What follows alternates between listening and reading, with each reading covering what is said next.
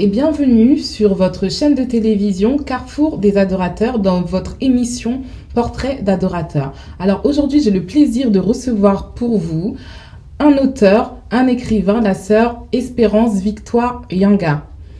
Bonjour. Bonjour, sœur Espérance. Bonjour. C'est un plaisir de vous recevoir. Soyez la bienvenue sur notre plateau. Merci. Alors nous sommes là pour parler de votre premier ouvrage, Oui. La vie cachée d'un homme connu. C'est un livre en mémoire de votre défunt papa, Oui, qui était un sportif de renommée, doublé d'un pasteur. c'est ça. D'où la vie cachée d'un homme connu. Très bien, sœur Espérance, dites-nous un peu d'où vous êtes venue, d'où est venue cette envie, cette inspiration d'écrire. Bonjour ma soeur. En tout cas, l'idée est venue et cette inspiration m'est venue depuis que je suis petite. J'ai toujours écrit. Je prenais le temps d'écrire des histoires, des poèmes. Et l'écriture, j'ai toujours aimé. Donc j'ai toujours dit à mon père que je devais écrire sur sa vie. Parce que pour moi, c'est un héros. Donc je pensais toujours à écrire, mais je ne l'avais pas fait. Avec le déclic de son départ, j'ai eu envie d'écrire. C'est pour ça que, voilà, le roman qui est là, j'ai écrit. Donc c'est à la suite du décès de votre papa, justement, que vous avez décidé de concrétiser ce projet d'écrire un livre. C'est ça, oui. Alors pourquoi ce titre, La vie cachée d'un homme connu? Voilà, c'est un titre que tout le monde me demande. C'est vrai que la vie cachée d'un homme connu, ça m'est venu comme ça parce que je me suis dit, en tant que sportif, il y a beaucoup qui le connaissent, hein, comme tous les autres sportifs, mais on ne connaît pas réellement ce qu'ils sont, leur vie. Je pense que le jour du décès, il y avait des personnes qui étaient surpris que Yanga est une grande fille comme moi ou comme mes sœurs. On est 10 dans la famille, ça a été quelque chose d'étonnant pour eux. Et moi, je crois qu'en dehors de ça, on ne devient pas sportif comme ça. Il y a toujours eu un parcours. Et donc, je pense qu'à chacun de nous, je le dis, malgré que ce titre s'adresse un peu à l'hommage de mon père, mais chacun de nous a une vie cachée quand même. Alors, ce livre, c'est au travers des yeux d'une petite fille ou de la grande femme que vous êtes aujourd'hui? Des deux. Des deux. Ouais. Donc, vous vous inspirez de la vie de votre papa, qui visiblement vous a impacté? Beaucoup. D'accord. Alors, quelles étaient les qualités de cet homme public, de cet homme privé, de cet homme d'église qui vous a impacté et qui a peut-être fait la femme que vous êtes? C'est d'abord de l'amour. C'était un homme rempli d'amour, relationnel. C'était quelqu'un qui était vrai. Donc, s'il ne veut pas, il ne veut pas. Quand il veut, il veut. Et il est vrai, il n'est pas hypocrite. Donc c'est vraiment ça qui reste, l'image qui reste en moi. En tant que père, en tant qu'ami, j'ai essayé de voir auprès de ses amis. Il a été comme ça depuis qu'il est jeune. Et donc c'est mon papa. Oui, parce qu'au travers de ce livre, on voit que vous avez réalisé une réelle enquête, des sondages, que vous avez questionné même votre papa de son vivant. Alors, ce livre, vu que vous l'avez écrit, vous avez mis dedans votre histoire, l'histoire de votre papa, mais il est aussi destiné à être lu. Et qu'est-ce que vous voulez véhiculer au travers de ce livre? Plusieurs choses à la fois. Mais d'abord, la famille, le noyau familial, de nos jours qui perd sa valeur. J'ai écrit pour montrer combien de fois nous avons eu des temps conviviaux avec papa, des temps d'amour avec lui, même autour d'une table, chose qui est perdue aujourd'hui.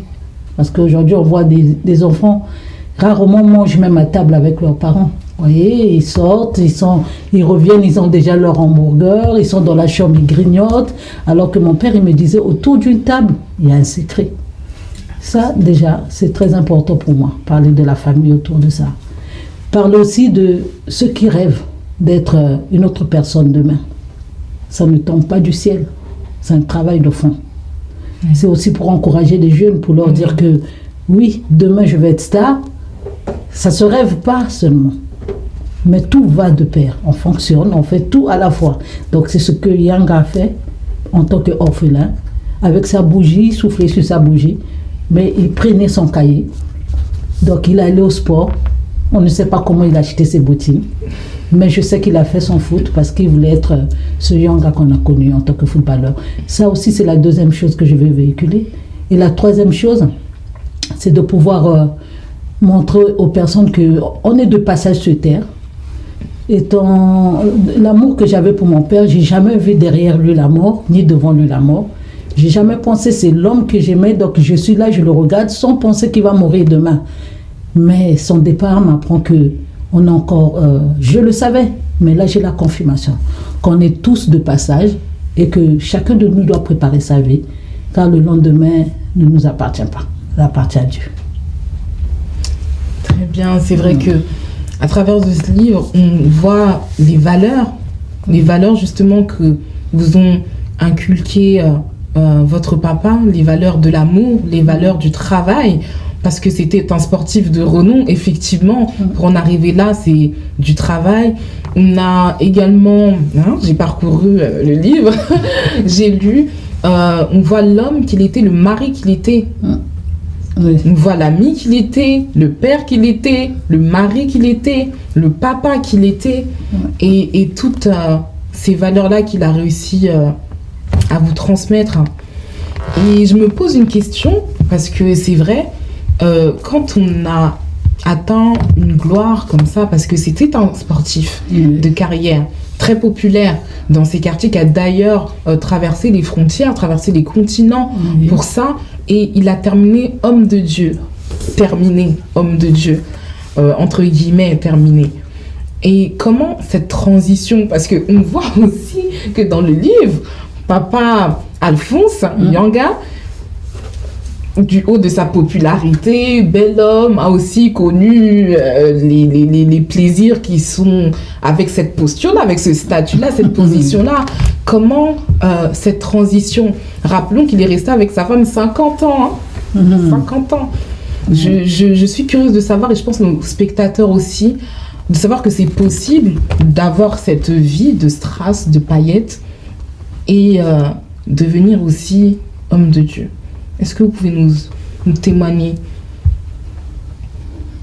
Il y a beaucoup de choses à dire là-dedans, dans cette histoire de devenir pasteur. Parce que beaucoup sont restés sur l'histoire du sportif. Il y en a ceux qui sont restés sur l'histoire du professeur, parce qu'il a été professeur à l'âge de 23 ans. Et il y a certaines personnes aussi qui sont restées l'homme d'Air Afrique, parce qu'il a travaillé en Afrique. Donc chacun a pu lui donner un nom, comme je l'ai dit, Wan, Kapi. Donc il a porté toutes ces casquettes-là. Mais moi, ce que j'ai gardé de lui, c'est que ça a été un bon père. Un très bon père. J'aurais souhaité que plusieurs enfants rencontrent ce genre de père. Et j'aurais aussi souhaité que les pères reprennent leur place pour pouvoir donner de l'amour à leurs enfants. Donc moi, je dirais que nous avons eu un travail de fond parce que papa a eu un moment double vie. Comme lui-même, je ne porte pas faux témoignage sur mon père, mais c'est un témoignage que mon père a toujours donné de son vivant. Il a toujours dit que j'ai été loin, mais le costaud, il appelait Jésus, c'est le costaud, Jésus, est venu me chercher. Donc il était loin dans sa vie, dans certaines choses qu'il faisait, comme tous les hommes. Mais le costaud allait le chercher, ça a été un travail, je vous assure, parce que quand on a commencé à lui parler de Jésus à la maison, ça n'a pas été facile. C'était pas facile, il arrivait à nous fermer les portes pour qu'on n'aille pas à l'église avec maman. Donc à 5 heures du matin, on était debout avec maman pour aller prier pour qu'il change. Et même quand on mettait la musique, il ne voulait pas écouter la musique chrétienne parce qu'il fallait qu'il arrête les appareils. Il disait, moi, bon, il se voyait en tant qu'homme comme toute fierté d'homme, mais bon, le costaud était à côté. Et le travail a été fait. Cet homme a accepté Jésus comme étant sauveur personnel. Il a œuvré pendant des années. Dieu a laissé à cet homme le temps de œuvrer, le temps de laisser un témoignage vivant. Et c'est comme ça que M. Yanga s'est éteint en tant que pasteur. Il était fier de l'être, puisqu'il le disait toujours dans une de ses paroles, mieux vaut la fin d'une chose que son commencement. Wow. Ça, c'est une belle parole qu'il a toujours utilisée. C'est une belle parole et c'est la Bible qui le dit. Et c'est un beau témoignage de voir que votre papa Alphonse Yanga, qui a eu du long de sa vie plusieurs casquettes, plusieurs corps de métier et qui vous a persécuté même à un moment. Oui. Qui vous a persécuté, qui était contre l'église, contre même la louange à la maison. Et ce même homme qui a donné sa vie à Jésus, qu'il appelle justement Jésus-Christ le costaud. C'est un bon témoignage comme quoi c'est pas impossible pour peut-être des enfants qui voient leur papa à la maison, qui ont le désir que papa vienne à Christ, des femmes qui ont le désir que mon mari puisse donner sa vie au Seigneur. C'est pas impossible. C'est pas impossible, mais c'est aussi avec leur aide. Parce que je pense que en tant qu'enfant, je me suis mise sur le chemin pour que mon père aussi ait un changement. C'est tout ça ce que je suis en train de dire. Des choses se font pas par rêve. C'est un travail de fond. Voilà, donc pendant que les autres partaient, par exemple, je vais dire en boîte, ou bien en train d'aller dans les fêtes, moi je m'étais consacrée à Dieu depuis l'âge de 16 ans, 17 ans. Wow. Donc je partais à l'église et c'est pour apporter cette église-là, cette église, je veux dire l'église que je représente comme Jésus, dans la maison aussi et aussi dans le cœur de mon père. Donc j'avais une façon de lui parler de Jésus. C'est pour ça que je dis c'est toute une histoire. Je me mettais auprès de son lit et j'ai essayé de caresser sa barbe ou bien essayer de l'enlever un peu la barbe ou bien tresser comme vous avez vu dans le livre. On essayait de tresser et pendant ce temps on parlait de Jésus. On parlait de Jésus. Je dis ah non. Je suis catholique depuis que je suis jeune. Moi, je connais Dieu avant toi. Mais malgré ça, je continue à faire le travail. Pendant que aussi maman faisait de son côté en tant que femme. Moi, je faisais de mon côté en tant que... C'est ça aussi, vouloir aider les parents à changer. Il n'y a pas que les parents qui nous aident à changer, mais nous aussi. Donc, il y a un travail aussi de notre côté. Ah oui, donc Sœur Espérance, vous dites quelque chose de très important. Finalement, votre papa, le pasteur, que beaucoup connaissent, ce titre de pasteur... Donc, ce qu'on ne sait pas, c'est que c'est vous, c'est au travers de votre travail, de maman, de vos sœurs, vous avez contribué à l'évangéliser, en fait. Bien sûr, mais il est devenu pasteur. Mais oui. La Bible dit les premiers seront les derniers seront les premiers. C'est lui-même qui est devenu pasteur et qui vous prêchez maintenant. Très bien. À la maison, c'est lui qui prêchait, qui dirigeait un peu tout. Il avait repris sa place, s'il faut dire. Parce qu'il y a un moment où on perd sa place, hein. Il y a un moment où le père peut perdre sa place sous la mère. Mais là, Yang avait repris sa place et son autorité de père, qu'il avait peut-être perdu sans savoir qu'il avait perdu. Mais là, Christ l'avait ramené à sa place de père et il a pris le contrôle jusqu'au dernier jour. Et quelques mots sur la vie d'une fille de pasteur, d'être la femme, l'enfant, de la femme, je parle... pour maman Simone ou l'enfant d'un homme de Dieu. Comment vous avez vécu ça? C'est très très difficile d'une part et très bien de l'autre côté. Bien parce qu'on nous appelle enfants de pasteur. Vous voyez, pour certains aussi c'est l'honneur de dire ah ça c'est la fille du pasteur, c'est l'honneur. Mais il y a un travail qui est derrière, c'est que nous avons aussi une souffrance en tant qu'enfants de pasteur. Il m'est arrivé un jour, le Seigneur a mis dans mon cœur, j'ai créé une association. Papa Yang était là, maman était là, mais Papa Yang m'a beaucoup accompagné aussi dans cette création d'association. C'est FIED, je profite de l'occasion de parler, Forum International Enfants Debout, parce que j'ai trouvé au-dedans de moi cette souffrance des enfants des serviteurs de Dieu. Nous avons plus de temps avec nos parents. Je dis toujours que nos parents sont des héros parce qu'ils ont plus de temps à la maison, ils s'occupent des âmes qu'ils rencontrent, ils sont à l'église, ils vont prier pour certaines personnes, ils font beaucoup de choses qu'on ne voit pas. Et nous, les enfants, on est comme un peu délaissés, vous voyez. Donc, cette association était pour accompagner ces enfants des serviteurs de Dieu parce que nous avons besoin de parler. Souvent, même quand on arrive à l'église, quand on trouve que de la considération même de nos parents ne sont pas mises en place, nous sommes des enfants, nous sommes touchés. Donc, il y a beaucoup de choses à dire là derrière cette question que vous me posez. Donc, vous avez eu le fardeau. Donc, on rappelle que vous avez fondé une association FIED, justement, qui veut dire Forum International Enfants Debout. C'est des enfants des serviteurs de Dieu et aussi pour venir en aide aux veuves parce que j'ai fait le constat Et je crois que je ne suis pas la seule. Je suis peut-être la seule à prendre mon courage de le dire. Peut-être, je ne sais pas. Mais j'ai trouvé que les femmes, des serviteurs de Dieu, qui sont appelées aujourd'hui veuves, ce sont des femmes qui sont oubliées. Alors que les hommes de Dieu ont travaillé longtemps dans les églises, ils ont bâti, l'église est remplie, mais quand le mari s'en va, on les oublie. Le pasteur n'existe plus. Le pasteur doit exister, il doit exister même dans sa femme encore. Donc quand on voit sa femme, on voit le pasteur, parce que le pasteur a fait un travail, vous voyez. Donc l'association est là pour pouvoir rappeler à l'église de Dieu, nos parents en tant qu'hommes de Dieu, en tant que serviteurs de Dieu, en tant que des personnes qui ont apporté de la louange dans une église, ne doivent pas être oubliés. Ce n'est pas une obligation, mais c'est quelque part aussi une obligation. Parce qu'ils ont donné de leur temps. J'ai passé ces moments-là de deuil pour mon père. On a des yeux grandement ouverts parce qu'on regarde qu'est-ce que l'Église fait et qu'est-ce qu'il ne fait pas. Vous voyez? Et là, on apprend en tant qu'enfant de serviteur de Dieu encore plusieurs choses. Sujet peut-être qu'on en parlera un jour. Avec grand plaisir. Avec grand plaisir. C'est vrai que c'est vraiment... un témoignage intéressant et qui concerne un plus grand nombre finalement, qui concerne vraiment un plus grand nombre, même insoupçonné. Mais on retient vraiment qu'à travers cet ouvrage, c'est le désir de continuer de faire vivre la mémoire de votre papa, du père qu'il était, du mari qu'il était, du serviteur de Dieu qu'il était, en chérissant les valeurs qu'il vous a toujours transmises. Malgré les bons et les inconvénients de sa passion et puis après de son appel, finalement, vous n'avez pas un papa exclusif. Non, pas du tout. Comme vous avez dit, c'est vraiment pour le rendre hommage. Est-ce que les gens est-ce qu'ils voient ou ils ne voient pas? Mais je sais qu'au-dedans de moi, il est là. Je me dis toujours quand je tiens ce roman, papa est là. Je ne l'appelle jamais défunt. Pour moi, c'est pas un défunt. Il continue à vivre à travers de ses œuvres. Oui, il vit. La Bible dit, fais du bien, tu vivras.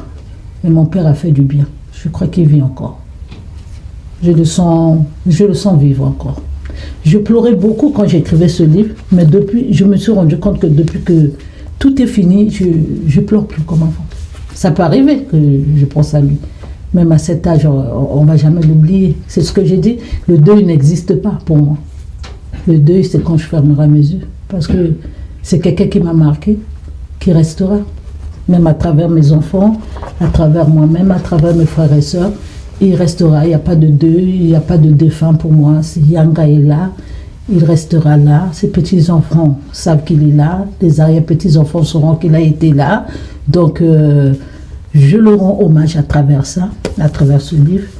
Et je pense que même ceux qui ne l'ont pas connu le découvrent. Je pense que vous l'avez découvert. Oui, complètement. Moi, je salue vraiment l'enfant cher que vous êtes. Du haut de votre âge, cette démarche d'honorer vraiment son père, comme vous l'avez fait au travers de ce livre. Je pense qu'il y a vraiment... des leçons à tirer. Moi, personnellement, ça a éveillé mon admiration. Je me suis dit, waouh, il y a des enfants aussi, comme tout enfant, qui prennent la peine d'étudier la vie de leurs parents, de coucher sur des livres pour faire perdurer à tout jamais leur mémoire. Et vraiment, je voudrais vraiment vous féliciter pour ça. Vous tirez mon chapeau. Et c'est vraiment un roman passionnant parce qu'il y en a pour tout le monde finalement, parce que c'est l'histoire d'une vie. C'est l'histoire d'une vie. Il y a pour les femmes qui ont des maris avec des renommées, qui se battent contre certaines choses. Il y a aussi pour les orphelins qui ont été contraints à grandir sans l'amour de leurs parents, mais qui se sont faits. Donc en fait, il est vraiment gorgé de messages d'espoir en fait, et d'exemples. Le sportif qui a basé sa carrière en faisant des efforts, en se sacrifiant sur certains points. Il y a aussi les casquettes de professeurs, la transmission qui a transmis la passion. Donc je pense que finalement, ce livre c'est un roman, mais chacun, mais vraiment chacun, à n'importe quelle échelle que ce soit enfants, parents, mari, femme, chacun peut avoir sa part dans ce livre et peut s'identifier à un certain moment, parce que c'est l'histoire d'une vie. C'est ça. Vous savez, quand j'écrivais le livre, à un moment, je me suis rendu compte qu'au fond de moi, il y avait le mot père, je ne sais pas si vous vous êtes rendu compte, et papa qui revenait. Quand j'écris père et papa, je me dis, mais pourquoi il y a le papa qui revient alors que je parle du père? Et après, je vais voir sur Internet, je me rends compte qu'il y a la différence. Le père n'est que le géniteur. Et le papa, c'est celui qui fait la vie de l'enfant. Alors, beaucoup sont restés sur le stade du père. Ils ne sont pas descendus sur le stade du papa. Et c'est très important de prendre les deux. C'est vrai qu'on est là. Je suis un père. Ok, on est un père. Mais le beau-père peut devenir un papa. Donc, c'est très, très dangereux. Il faut lier les deux. Et je crois que mon père, il a fait les deux. C'est une notion très importante. C'est pour ça que j'invite même les hommes, les pères de famille à lire ce livre, parce qu'au travers de ça, on peut comprendre ce qui se cache derrière les yeux de son enfant, comment notre enfant nous perçoit. Et c'est vrai que cette notion de papa, ça englobe beaucoup l'affect, l'affection, l'amour. Père, c'est vraiment très... strict, mais on a vraiment des leçons, je pense, d'espoir à tirer de ce livre. Sœur Espérance, où est-ce qu'on peut trouver ce livre? Où est-ce qu'on peut se procurer donc ce roman? À la FNAC, Amazon, la maison édition Saint-Honoré. Et puis on a d'autres cultures rares, on en trouve un peu partout. Faut mettre sur Internet. D'accord. On vous le dira. Et puis, la sœur Espérance aussi a des livres avec elle. Très bien. Donc, il est disponible un peu partout. Je vous encourage vraiment à lire ce livre. Moi, j'ai pris beaucoup de plaisir à le lire. Merci. J'ai pris beaucoup de leçons en ce qui me concerne, vraiment. Voilà. Vous aussi, lisez, vous allez avoir votre part. Et rappelons aussi l'association. Oui, l'association Forum International Enfants Debout existe toujours. Il y a un moment, pendant des années, je me suis arrêtée parce que j'étais en formation d'assistante sociale. D'accord, quel beau métier finalement. Merci, je suis toujours autour du social. Oui, effectivement, c'est le don de soi, l'aide à l'autre, s'intéresser, c'est l'altruisme. Oui, c'est ça. Donc, comme j'ai fini là, je veux reprendre, je vais le mettre ensemble parce qu'il y a une fondation qui va se mettre en place, qui est presque déjà en place. Je le saurai bien sur Brazzaville, une fondation Alphonse Yanga. Mon père a beaucoup aimé des enfants, il a beaucoup aimé les jeunes. Il les a remis à l'école, dans leurs études. Il faisait de l'insertion, pour ne pas dire Pôle emploi. Il faisait tout ça à la fois. Donc, je ne veux pas laisser ça s'endormir. C'est une chose qui doit continuer, même s'il n'est pas là.